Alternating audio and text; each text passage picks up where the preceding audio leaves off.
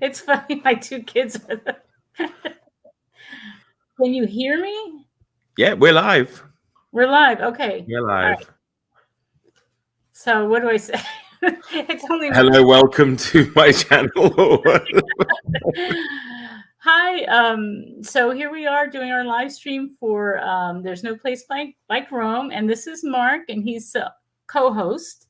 Now Matt was supposed to show up, but poor Matt. I don't want to say why he couldn't show up, but he's indisposed. And so poor Matt, you should go over to his channel and wish him well. I think he needs it. And Steve never committed because he didn't know whether he was able to do it anyway. And I never heard back from him. So I'm assuming that meant that he really couldn't do it. So anyway, it's just Mark and me. Just me. Yeah. And Elvis. And Elvis. He's here. So I'm glad Becky and Sean are here. I don't even know, they might have it just on and then they went away doing something else. We've got five people watching, or 6 people now. So no, I only see 2. Oh, really? At the top. If you look at the very top where it says live, has like a little eye symbol and then the number. I'm not seeing that. Do you? Did I give away? Oh, here it is. Here it is. Oh, okay. Oh, yeah. All right. That's great. Oh, here we go. They just showed up. So we can bring them up. So you know they're Randy here. Right, hi there, hi Randy. Yeah, hi Randy. Hi Christian. Here. Sean's she's saying Sean. Christian is Sean's girlfriend. So. And Ryan, hi Ryan. I really like your channel, Ryan.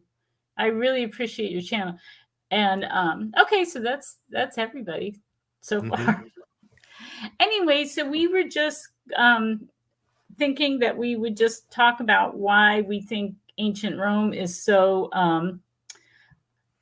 interesting, why it's so fascinating. Because to me personally, there are definite aspects of ancient Rome that I find really disgusting too, and you have to get through that in order to appreciate it. But I do, for some reason, I find it fascinating. And I was really on a jag this winter, and it coincided with, I don't know if you knew Jennifer Brooks, Mark. Did you know of her?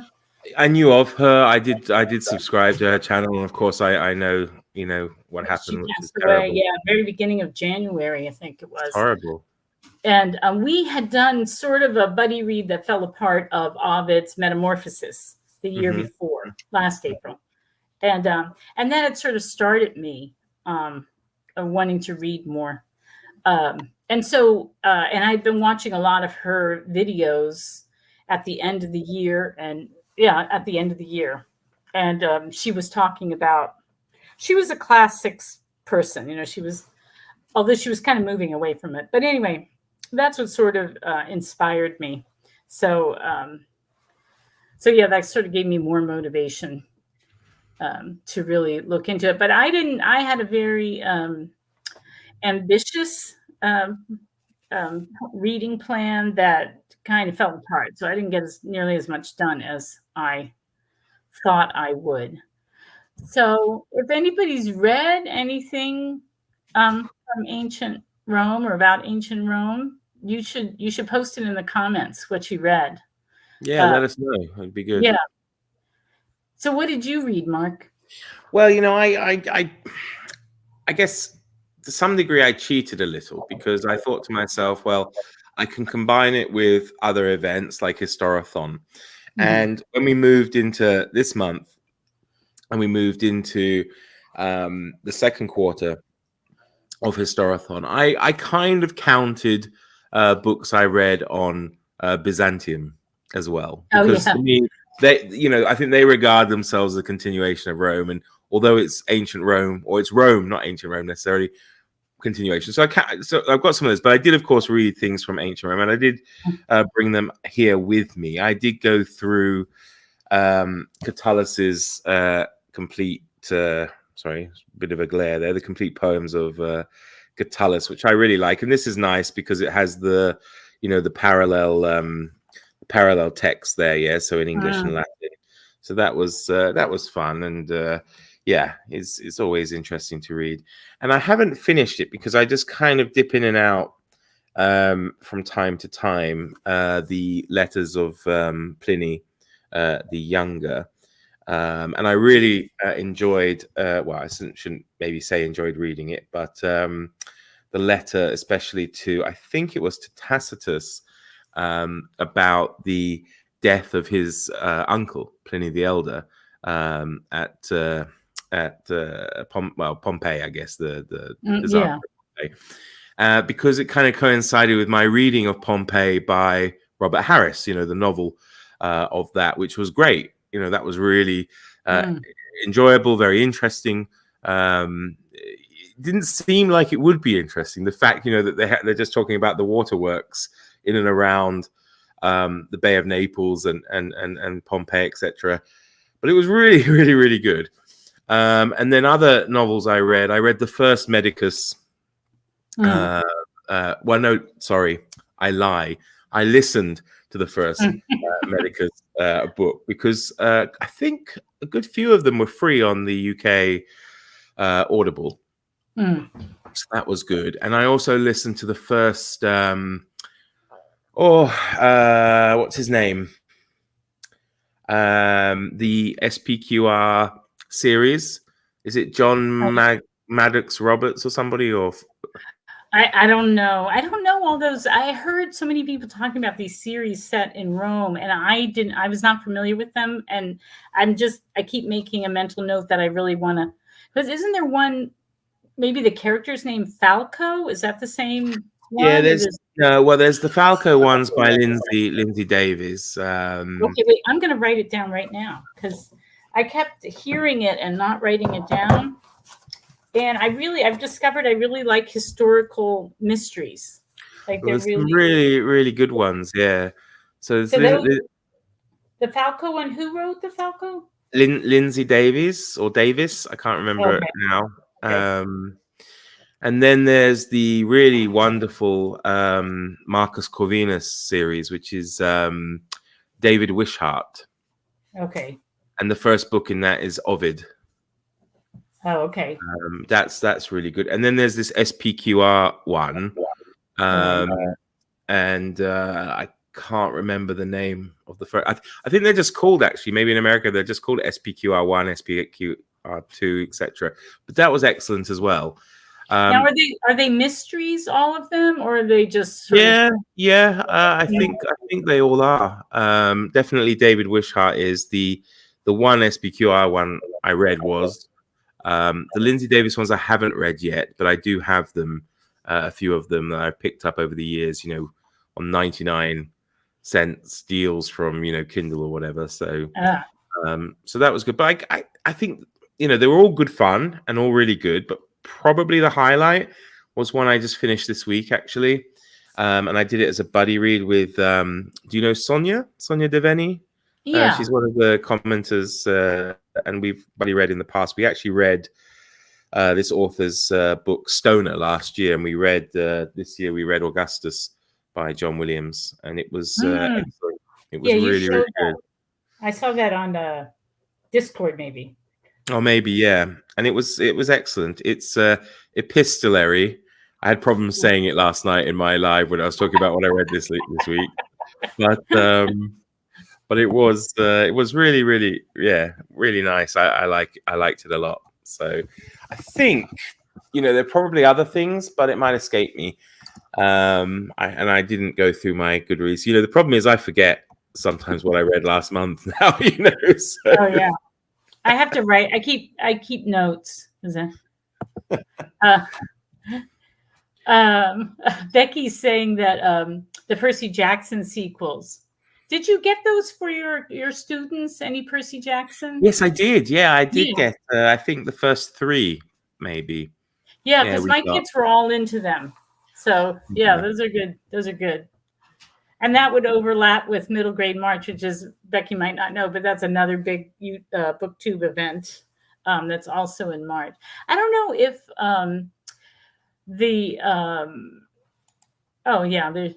that's Becky's comment. You did that, Mark. Did you do that? Put that Yeah, up? sorry. Yeah, I mean, would you like Okay. me to? It's probably. Do you want me to do Yeah, it? Like go bring ahead them and up do when they that come because up? I don't know how Yeah. to do it, and I don't think I would be very good at keeping It's up even. unfortunately it's become a habit, because I'm often hosting the ones I do with the Yes, other guys, yes. that I'm always bringing them up, and then of course, yeah, as I can do it this time, I've done it. So sorry, you were saying. Yeah. Now, what was I saying? I don't know what I said. I Completely have the off same the rock. problems. Oh, okay. Becky says, of course I know for Regency middle grade Marge. Janice. She is my daughter. Yes. Yeah, so that would be a really good overlap with middle grade March to read those things, to read those Percy Jackson books. Yeah. So I brought my stack. I did not get nearly as much reading done as I thought, but I love the Medicus series, which was a reread. And I don't usually read historical mysteries, but just a few years ago, somebody recommended them to me and I started reading them and I really enjoyed them. So I'm on the 5th one now, which I don't think is as good as the others. I think this one's a little bit weaker maybe, but it's really interesting. It's set in am I saying it right? Ibaricum, which became York. Iboricum, something. And they're talking about Hadrian coming to visit. And he hasn't built his wall yet, but I think he's going to. Because I'm thinking, hang on, when you say with Hadrian coming to visit, I'm sure even in the first book, maybe there's not a lot of time between them, but I'm sure even in the first book, the Emperor Hadrian's quite new, and they talk about him wanting to give a bonus to everybody, and the fact he might come and visit. So it makes you think, blimey, book 5 and he still hasn't arrived yet. It really is. They really are right on top of each other. Like time is not passing very much. So it's not like the years between the publication. It's actually just all in the same. It picks up right with, like he's in the. Is it the fourth? No, the 3rd book. They go back to Gaul, and he's in Gaul, and then they come back to Britain in the 4th book, and now he's finally he hadn't been able to get reinstated as a medical doctor for the 20th Legion or whatever, or maybe that's what he's in now. So this time he's got a job. He's back in the army, and he's supposed to go and inspect the fort at Ibaricum. I can't remember how it's spelled. At York. At York. Yeah. And so there's all these mysterious deaths, and of course he doesn't want to be he's a very reluctant detective. He never wants to do that, but he always gets sucked in. So that was like the most reading I did, I think, in terms of quantity. And then I did read Rubicon, which I just loved, and I'm really looking forward to reading because Matt said it was a trilogy, which I was not even aware of. And does it say? I think you've got one called Dynasty, maybe, which is about the Julians or the Caesars or the done. But I don't know about it. I mean, he did Persian Fire, but that obviously isn't related, I don't think, unless they go mention any wars with the Persians. From that, I think it's more against the Greeks. I think he was Greek first, and then he kind of moved into Roman. You'd probably be interested in some of his Christianity history stuff that he does, like Dominion and things, the history of early Christianity and things. He's very good. I like Dominion too, but I didn't even know about him until a few months ago. So I'm living under a rock. I didn't know about him. So just point out for the viewers though that it's not Spider-Man. Yeah, it's a different Tom Holland. Look, I googled it and Spider-Man came up. So you have to. Well, he has a very successful podcast now called The Rest Is History, and he does it with a very modern historian. He's like a historian of post-war English politics, basically. But they have very good topics generally. It doesn't all interest me, but most of them do. They have good guests, and actually, I think it's a week or 2 weeks ago, they had a really special guest on to talk about the Apollo missions. They had actually Tom Hanks, the actor, on, Oh, talking. wow. Yeah, That's yeah, yeah. It was pretty interesting actually, and he seemed very knowledgeable. So yeah, let's see. I'm trying to see what this trilogy is. If there's a trilogy. I thought there was one on because this is the end of the Republic, so it really talks a lot about Julius Caesar, and then it ends with Augustus, but it's sort of it's not in depth. And I thought he had written a book in depth on Augustus because that's the uh, next person so I'd like. his ancient Rome books are Rubicon, and then Dynasty, the rise and fall of the House of Caesar, and then he's Okay, done also Pax, War and Peace in Rome's Golden Age. So those are okay, his three Roman books. okay. Well, that's what I would like to. I think the next figure I want to focus on would be Caesar Augustus, just because I think that there's a kind of a trite characterization of him as sort of being this wise, not flamboyant at all, quiet leader who brought us peace. The Pax Romana and how, but Mhm. really he was quite brutal and ruthless in getting the power. And he was quite ruthless in maintaining power with the facade of maintaining the republic. Mhm. Mhm. But so I would like to learn more about how he managed that because he must have been absolutely brilliant to rise to the top like that. I mean, he was also ruthless, but they were all ruthless. So how did he do it? And how did he manage to control this huge empire? Mhm. Mhm. And that's just Oh, so Sean says I was listening to a great courses series on the history of food, and they talked a lot about ancient Roman food. So we had a St. Patrick's Day feast because St. Patrick, was Romanized. He was Gaulish or whatever, and they were really still under the influence of Rome, and so we had a Roman dinner. Um, yeah, what did they talk about, Sean?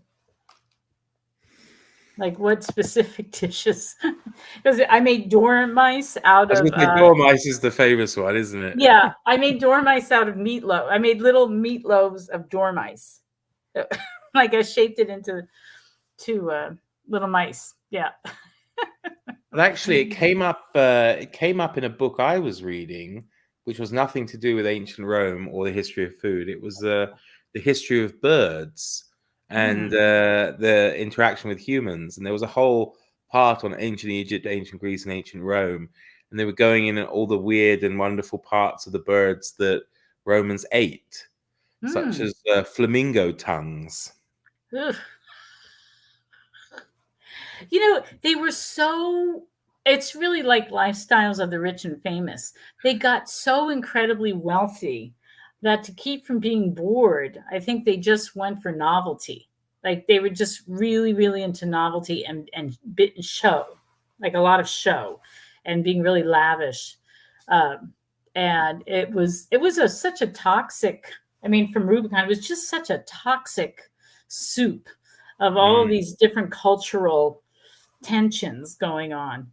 Um, yeah, they were Well, too 'cause wealthy. It was I like, think Augustus kind of quietens it down a bit. He seems a bit more yes, sober, doesn't he? I mean, he brings in all the adultery laws and all that kind of stuff yeah, because actually yeah. it features quite heavily in this. Although it's a historical Mm. fiction, Oh, I get okay. the feeling that a lot of research, of course, has gone into it, right? So I think, and I don't know about you, Faith, but when you read even the detective stories that you can still learn a lot Yeah, about it because you know that although the author's writing a work of fiction, they have done so much research that all the background information, all the information about how, I don't know, like the sewers or the aqueducts right, were in the case of right. Robert Harris is going to Yeah, be spot on, and you can trust it probably as actually being factual, and it's a great way to learn. But anyway, yeah. Sean's I back. love that aspect of good historical fiction where you really are learning. about the daily things going on, or yeah. Mm. I like that about the Medicus series, because I felt Yeah, like she does a lot of really spot on yeah. research and brings those details up. I So think, I Sean's, think honestly, I think they all do. All the ones I've read, I get the feeling, and they especially, I know David Wishart does it. He has a nice author's note at the back where he talks about that, and then there's a wonderful, wonderful series that is written by a guy called Gary Corby, and they are but it's about ancient Greece. But they are really good, and he has a lovely kind of short essay at the back of each of his books where he tells you, pretty much how the reality fits in with the story and things. And he does it quite cleverly because his main character is fictional, the main character, but his little brother is called Socrates. yeah.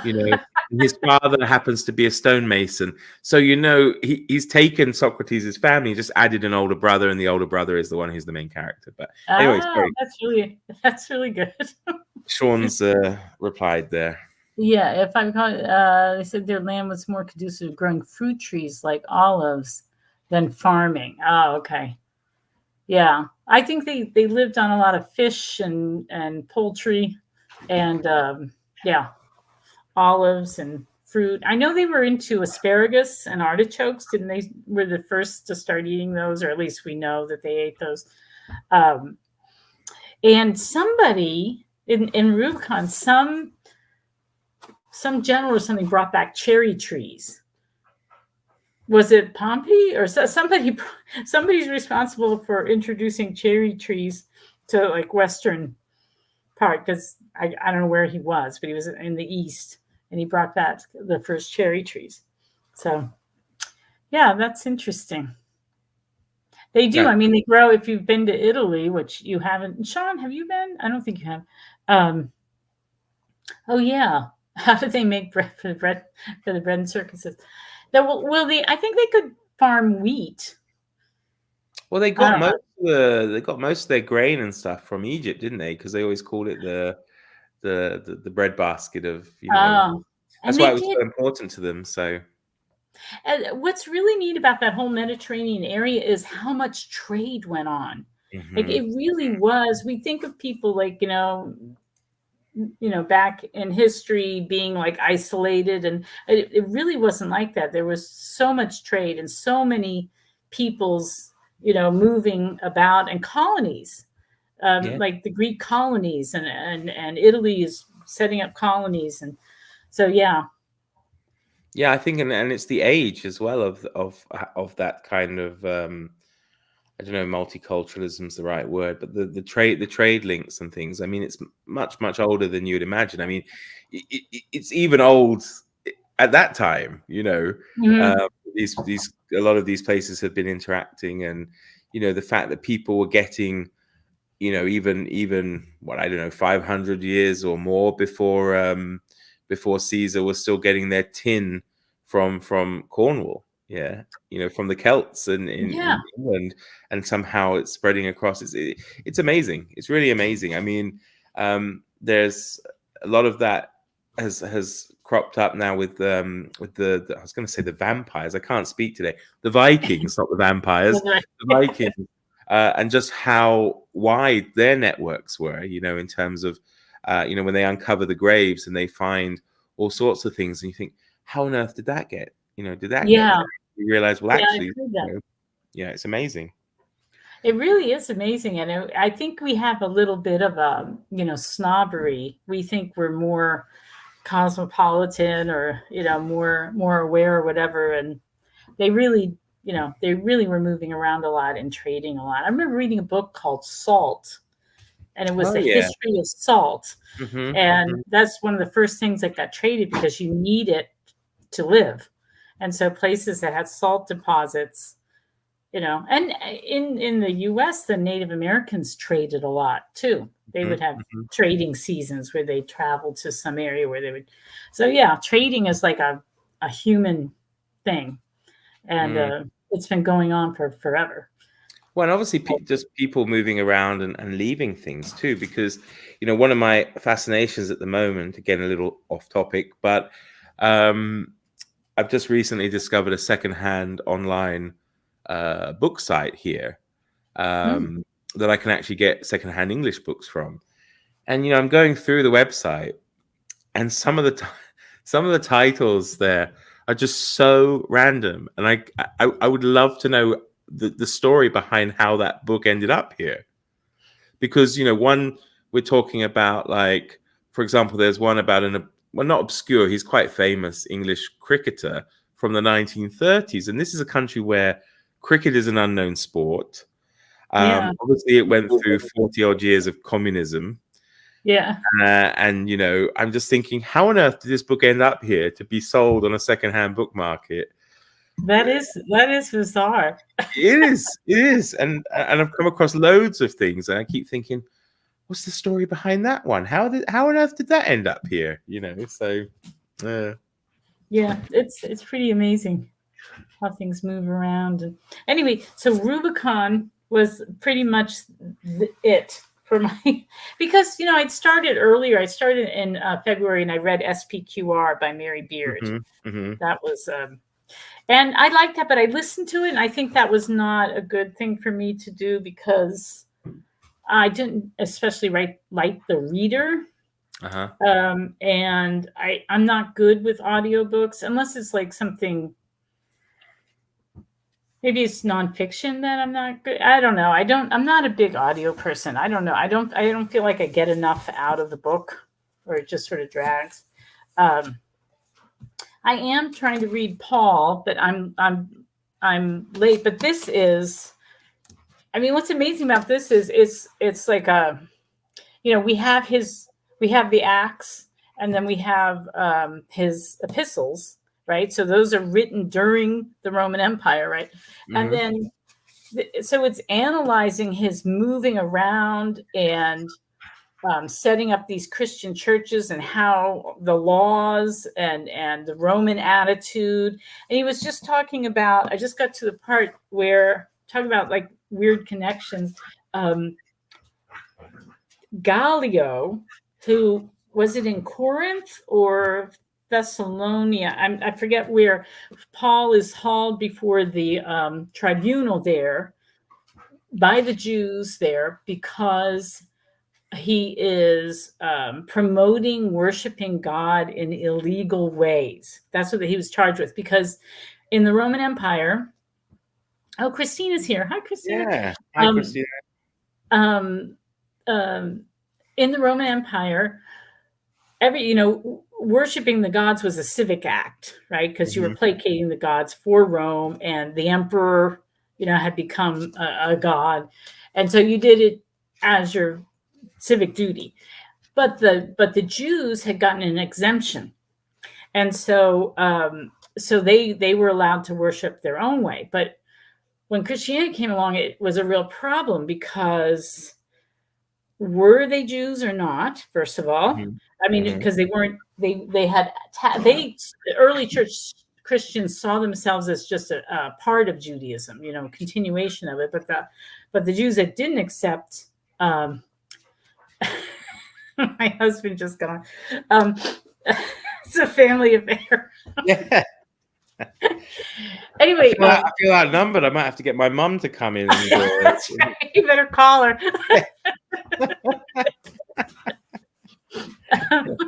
Anyway, so there was that problem, but also there were a lot of what they called God-fearers or God followers who would come and hang out at the synagogue, because it was a time when people were really interested in different religions, and they would be Gentiles. And so if they became Christians, now you had a mix of Jews and Christians.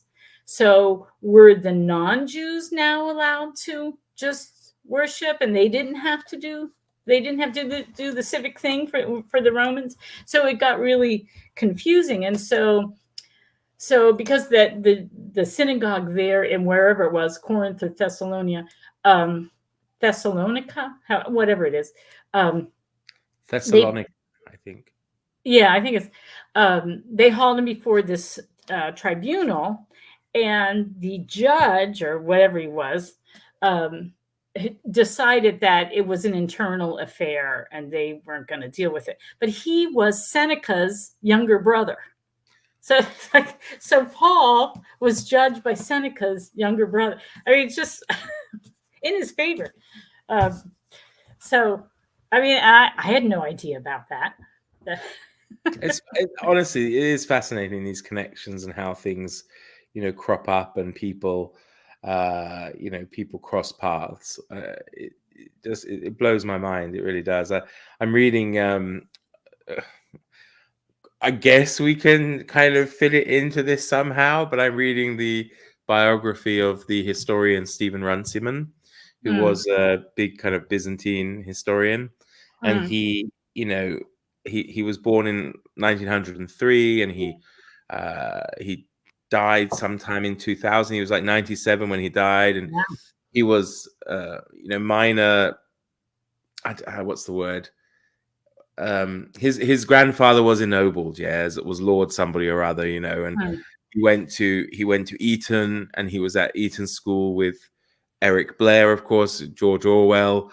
They were in the same class. They were quite good friends, and a few other people. And then he goes into society, and he spends time in the summer with Edith Wharton at her house in France, and all the time he's meeting all these people, and it's the same kind of thing, somehow these people just kind of get drawn together. I don't know, but Paul, being connected to Seneca through Seneca's younger brother, that's a cool connection. Yeah, I never, and it made him feel more real to me, because sometimes, I don't know, sometimes it doesn't, like, he really was flesh and blood walking around, dealing with things, and not sort of a kind of a mythic, spiritual force or whatever.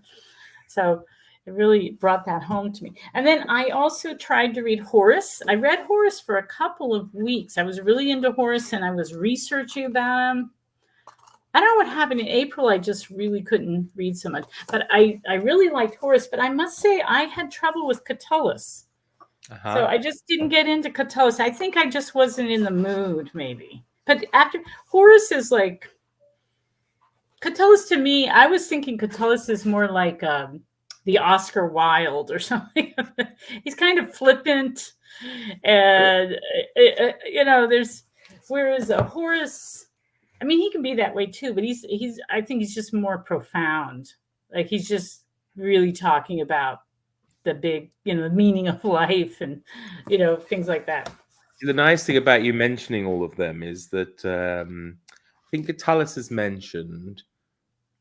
Horace, Ovid, and Virgil are definitely in it, and it's again going back to this because I got to read that. Letters. It's kind of trying to build a picture of Augustus's life through letters of people somehow who met him, connected with him. The second part is mostly his daughter, Julia, and then the final part is, I guess, him writing kind of like his memoirs. But you have letters from Horace to somebody else discussing his interactions, and that's why I thought it was just so brilliant. But you get like these little I think Williams has been quite good trying to bring those elements of the characters across, the way they kind of, I think it's Horace, it might be Ovid, make some reference to Catullus, it's very scathing and like, down on him and stuff. So yeah. Yeah, I think Ryan has a good point, because I do think it can really make a difference. And one reason why I bought this book, which this guy is a professor at Catholic University of America, where my daughter Becky just graduated from. His name's Ryan Congratulations, Wilson. Becky. And he translated all these different poems, but I saw an interview with him. I just stumbled on it. I just was Googling, and I stumbled on this interview with him. It was mostly about how to translate, because he translates from all different languages. But but the part that I was looking at was when he was translating Horace, I think it was. But there's a blurb. So I have this absolutely a beautiful shimmering translation of Horace by David Ferry. This is just, it's just heart-wrenching. It's so beautiful. And I bought this because David Ferry says Wilson's choices are always responsible and responsive as manifested in the elegant music of his versification. So I figured if David Ferry, who I was really enjoying his translation, if he said something nice about this guy, then I was gonna get it. But I think I just wasn't in the mood, and maybe Catullus, maybe he's not for everybody. No, he's just talking about his girlfriend, and yeah, it's a little bit flighty. I don't know. I mean, it's a bit. It's in the vein of, I don't know, the rudeness of the Canterbury Tales or whatever, right, that kind of childish. I had fun reading some of them out to my colleagues in the staff room. Right. And I'm okay with that. If I have the proper framework, I can deal with that. But I think what was innovative about Catullus, though, was that he made poetry fun. I think poetry was very high and epic, and he sort of had fun with it. I think that was his innovation. I think this was from this interview. I think he did shorter poems. Like, he was the first one to say to write shorter poems that were sort of, yeah. Oh, okay. So this, if anybody wants to read Horace, David Ferry, this is the translation to go to. It's absolutely beautiful. You'll fall in love with Horace. It's just stunning. So yeah, nice looking book as well, though, is it? Or yeah, is it got like French flaps or anything? Or no. No, okay, I wasn't sure, but it looks nice. It's smart. This is like a used copy. You can see. All right. Who published this? At Noonday Press, Farrar, Straus, and Giroux, New York. When did this come out? 1997. So, but yeah, so that's a good one. And then I did read a little bit of Cicero. I meant to read more. I just read his Against Verres, or Verres, classical pronunciation. And that was really interesting. It was interesting to learn about Cicero. I would also like to learn more about him too. Augustus and Cicero, those are the two that I'm interested in. And I know they're really well known, but I really don't know. I had a very shallow surface understanding, and it would be interesting because I've heard these names, but I don't really know anything in depth about them. So, and then just today I finally got around to trying to read Plautus. So maybe I'll finish this. It's just a comedy that the Comedy of Errors was based on. It's the Monachmy about these twin brothers.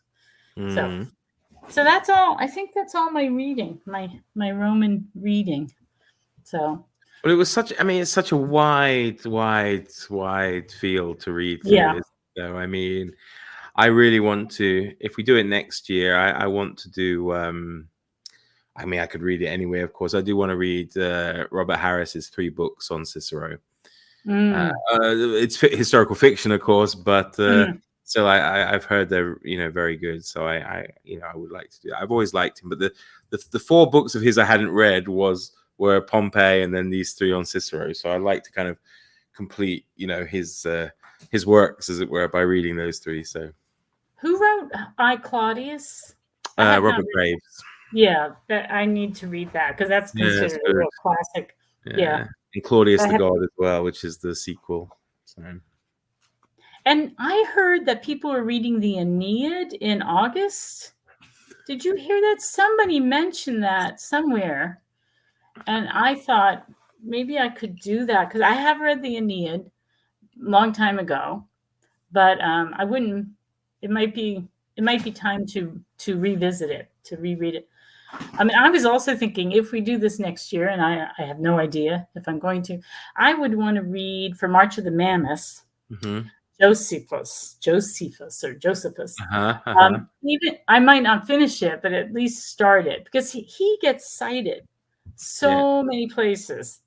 And I've never even, maybe I've read excerpts here and And there. he is one of the few sources to reference Jesus as well, isn't he? Yeah. So yeah. So yeah, I'm thinking next year I'll do March of the Mammoths and read Josephus. And I have his old edition. Oh, okay, good. Ryan wants to read the Aeneid. Somebody else is reading it too. I think it was Matt from Baskin the Story, which who isn't here. I don't know. People got here after, but he's not feeling well, so he couldn't make it. So is the Dryden translation off-putting because it's like old, very formal English? Sometimes I like newer translations of ancient works because it's just easier to read. Because sometimes if you're reading an old translation, you not only have to work through the actual translation, but then the stilted sort of more formal, unfamiliar English as well. So sometimes for me, it's easier to read more modern translations. I think to me that goes for almost any translation now. I mean, looking at different people's responses to reading things like War and Peace or Les Mis, depending on the translation they've got, has been quite interesting for me as well. Yeah. I read both. Well, I read War and Peace in January. I read Les Mis last January, and both of them I read the newest translations, and I found it just easy. When everyone's like, "Oh, it's such a big book, it's going to be a hard read." Well, it's not, because the translation is excellent, I guess. I mean, it's hard to know because I don't speak Russian and I don't speak French fluently, but it's written in such a way that we don't have to think. If I pick up Dickens, I enjoy it, but I still have to think because it's written in a style that doesn't come easy to me. So if I'm reading a translator from the same era, it would be maybe more challenging. So yeah. But sometimes this is off topic, but I read, did you ever read Kristen Lavins' Datter by Sigrid Undset? You see, I haven't, but I would. Oh, you haven't? Okay. So there's two different translations. One in the 20s, I think it was the 20s. I read it in college. That's why I remember it so well. And it was written in a way that tried to mimic the sort of medieval cadence, or it just had that. And I found it really immersive. Like, I liked it. That I remember a lot of my classmates complained, but I thought it really brought this whole medieval world alive. But apparently a lot of people had trouble with it. And there's a newer translation, which I don't know if it came out in the 80s or 90s. And people like that a lot better, because I think they didn't. The translator did not go for that medieval feel. So sometimes it does work. Oh, I like Constance Garnett too. But the only thing I've read by that Constance Garnett translated was The Brothers Karamazov. But I've actually read that 3 times. Isn't that crazy? And I just read Notes from the Underground by Dostoevsky. I have to read more Dostoevsky, but he's one of those authors where I read The Brothers Karamazov, and then I loved it so much that whenever I wanted to read Dostoevsky, I would just reread The Brothers Karamazov. So I really have to read more Dostoevsky. But anyway, that's not Rome. So did anybody read anything for Rome? Anybody? Maybe just us. Yeah, that's all right. I know a few people have done. I've seen it popping up and around. Someone mentioned the other day in a video, I was Greg from another Bibliophile Reads mentioned something. The name of the book escapes me that he wanted to read for this, and I've seen a few others do it. And I guess, of course, if we go back to March, people were reading things, of course, for Historathon, which fit pretty well with it too. I saw one of the popular ones I saw was was it 21 Women of Ancient Rome or something? Oh, that's the book. That's the book I think Greg was going to read. Yeah, 20. Okay, all right. I think it's by the woman who did The Funny Thing Happened on the Way to the Forum. Maybe if it's her, okay. I might be wrong. but she wrote it because some professor made a snide comment about women in ancient Rome, that it would be easier to write a book about famous dogs from ancient Rome instead of women, that kind of thing. So Oh, wow. she went out and wrote that book. So Ryan says not yet, starting Boethius soon. So I want to read Boethius too. That's something. You just got that on a haul, Ryan. I saw that video. Yeah, I've been wanting to read The Consolation of Philosophy for so long, and I just never have even gotten a copy of it.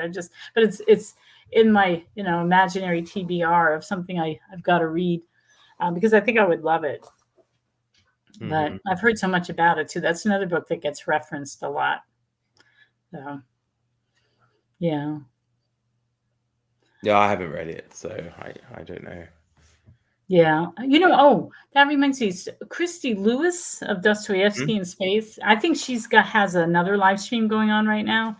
But she's reading a series now, and this is pretty, I think it's graphic, but it's about the prostitutes or the sex slaves in Pompeii.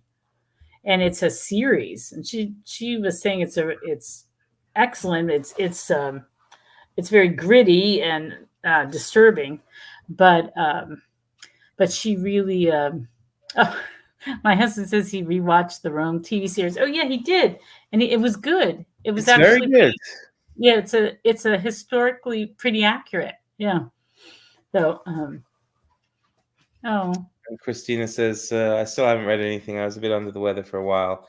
The only thing I've been reading are Margaret Allingham books. Yeah. Well, sometimes you just got to read those when you're not feeling well. I mean, you got to read more comfort books, and you were sick too, Mark, right? Yeah, I was. Yeah. Almost a month that kind of wasted most of March for me. Yeah. Oh, wow. That's just. I wish I pretend that COVID is over and done with, but then I hear people getting it and really getting hammered by it. I'm like, oh no, it's still out there. Yeah, I mean, in the end, I don't know what it was. I was positive, but then it went on quite a while. I couldn't get over it, and then some of my other colleagues were also ill, but weren't.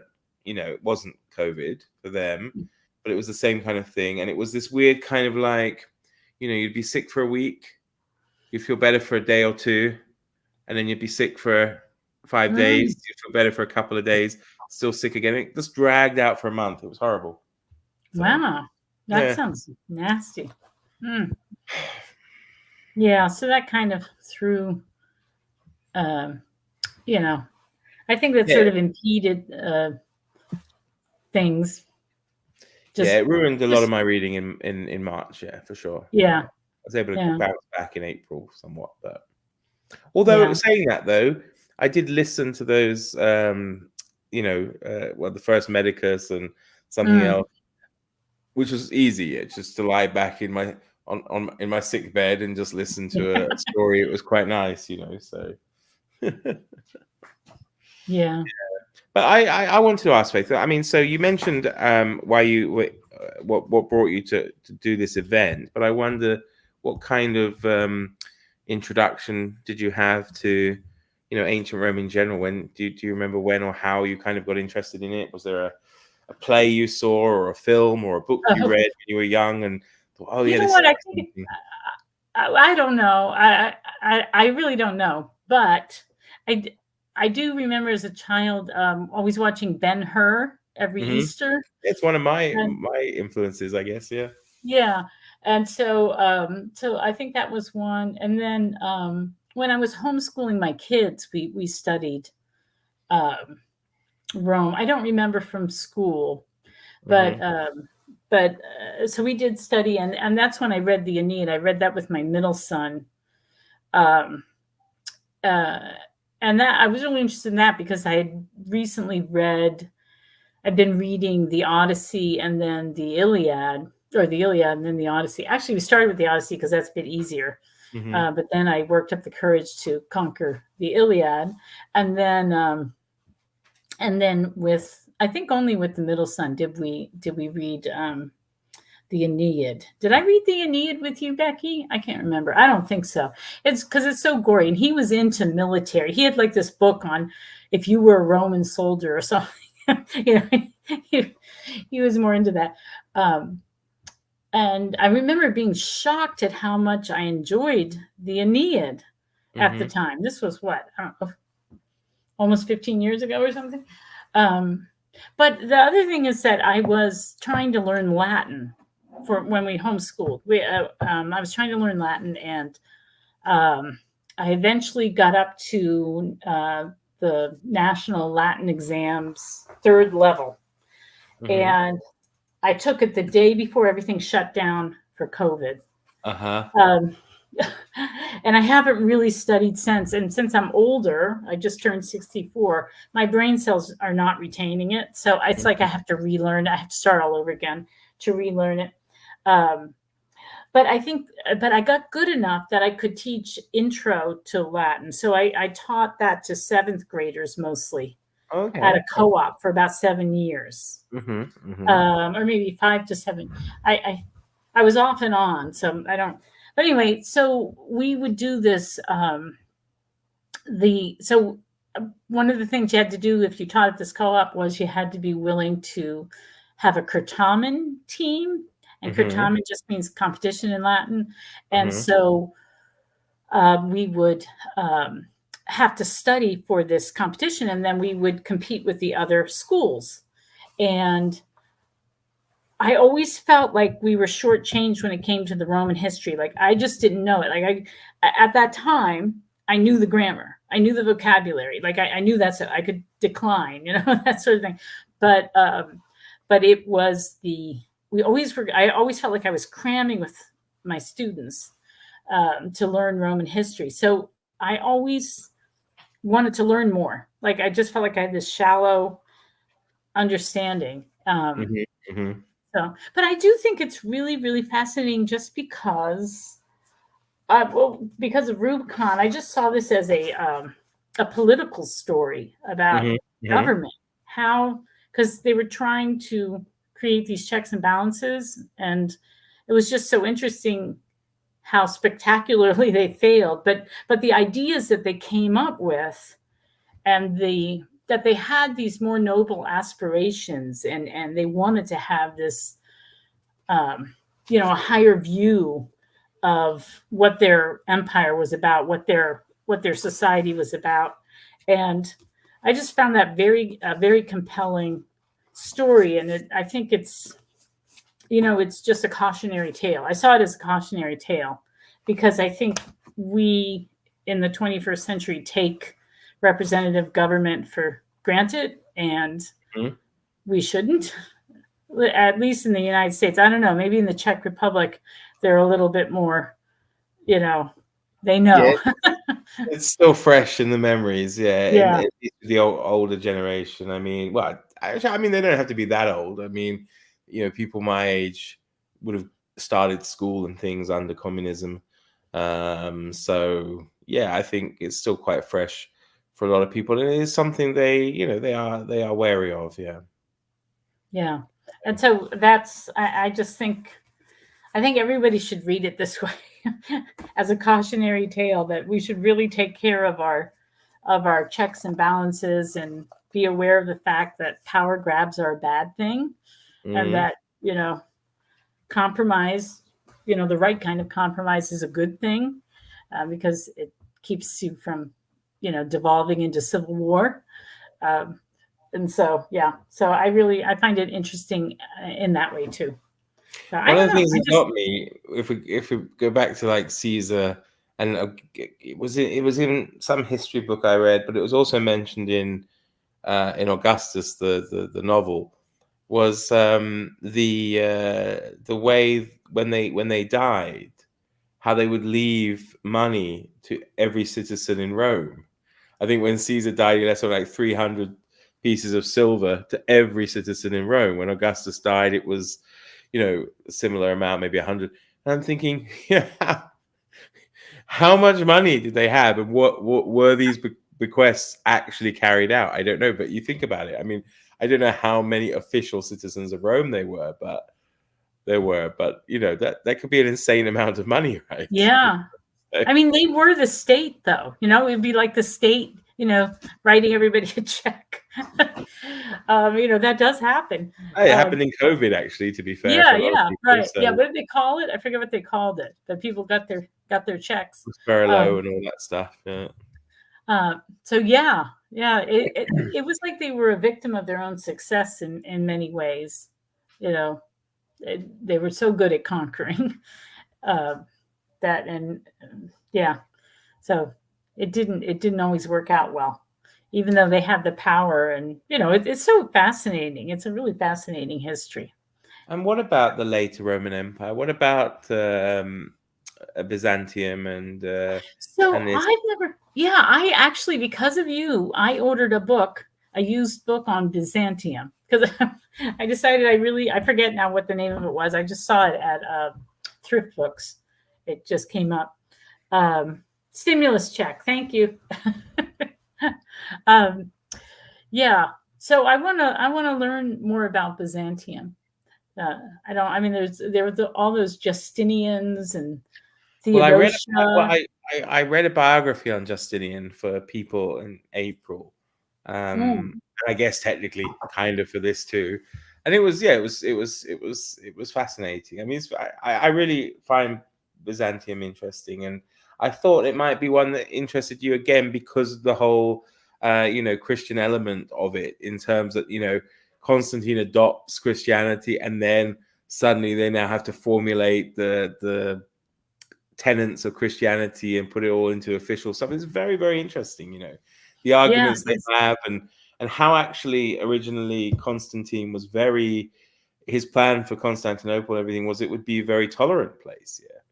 Not like the kind of later Christianity we see where it becomes very intolerant. But, as far as Constantine was concerned, everybody could just carry on doing what they do as long as everything they do is for the benefit of the state. Yeah, Constantine, he was, he, in a way, he kind of ruined Christianity because he did tie it to the state, and he converted because he saw the sign of the cross or whatever, and didn't he actually just get baptized on his deathbed? Like, he didn't actually become Christian, I don't think, until he was dying. But, the weird thing is, I think probably it's. There's a book I wanted to read called, I think, Atheism in the Ancient World, right? So, because obviously, there were atheists that didn't even believe in the pantheon of the gods, right? Yeah. For them, and I think I just get the feeling that perhaps to some degree, early Christians used Constantine and he used them. I think for him, it was like a new city, a new kind of state religion. They're more than happy to go with it as well, right? So I think perhaps he was just somebody who, it didn't matter to him. And then at the end, I think he was a bit of an opportunist. Yeah, well, I think he was an opportunist. Say the same about his mum, though. Yeah. Oh, and I read a wonderful book about her by Evelyn Waugh. Have you read that one? Helena? No, but I know of it. Yeah. Oh, it's good. It's really good. I like Evelyn Waugh. So, yeah, that's really good. I don't know. I'm mixed. I have mixed feelings about Constantine. I really do. Because, before him, or maybe he didn't do this, but it started to move this way. Christians couldn't even join the army. They were peaceful. You couldn't. They would maybe serve in other capacities, but they were, I feel like it made it. It was the beginning of it getting tied to very worldly things, as opposed to being, really more focused on other worldly things, which, of course, I guess it had to do. Well, that's it. Yeah. The problem is, if it didn't happen, you yourself might not even be a Christian, because it might have just died out, fizzled out. So that was part of the success. So yeah, but still, even so, I still have problems. I still have problems with him. But yeah, I think the history of Byzantium, though, I find it a little bit daunting, because it just seems it's very long and very complex. So, I mean, the best for me, the best I'm going to say introduction, overview, or even like just moving through the whole period. I think you can get a condensed 1-volume, but I would still recommend the 3-volume History of Byzantium by John Julius Norwich. Okay. And I read it at the first time. I think I was only maybe 17, 18 years old, and I was just hooked. He's such a great writer, and he takes you from its foundation all the way through to the fall of Constantinople. And I'm not going to lie, I had tears in my eyes by the end, because I'd read them through, all 3 of them, back to back, and it was like I had been, it was almost like some kind of, not child, but I'd been with the city from its foundation to its demise, and the whole epic story was played out in front of me, and the characters and the cast of characters and stories. I mean, it's violent, of course it is. Yeah. I'm not gonna lie. I mean, people are getting their eyes gouged out, noses cut off, left, right, and center. But there's also a beauty to it, I have to say. It seems it must have been an amazing city at its height to kind of walk around and visit. But it's a remarkable story. All right. Well, I'll have to. I'm putting that on my TBR. I have a very long TBR. But yeah, I've always been a little bit daunted by, but I love like icons and all that. I love the Eastern art, But I don't know if we want to keep people much longer, because it has been an hour. Yeah. And does anybody in the comments want to say anything? Just, I don't know. I don't know I would. Also, I'd recommend just listening to a couple of these podcasts. I think another one, because there's The Rest is History by Tom Holland, but the same podcast production company has one called Empire. And their first series, I think, is mostly about the British East India Company. And they're on like their 6th series, and they're doing a special series now about women, empires of women. And they did an episode on St. Helena, which of course includes a lot of stuff about Constantine. And then also they went on and did the Empress Theodora as well. Okay. And it's well worth listening to. I'll send you a link. Okay, yeah. I have to listen to more podcasts. Thank you, Rick. Yeah. Thanks, honey. All right. Well, we'll let you all go. And thank you so much. Thanks, Christina and Ryan. And where's Randy? He was somewhere. Thank you. And thank you, kids. Nice to meet everybody. Fun, and thank you very much, Mark. Thank you. Pleasure. Absolute pleasure. All right. So wait, do I end the stream, or do you end the stream? I can do it if you want. Okay. Yeah. So I'll end it. Bye, everybody. Okay. Bye. Thank you.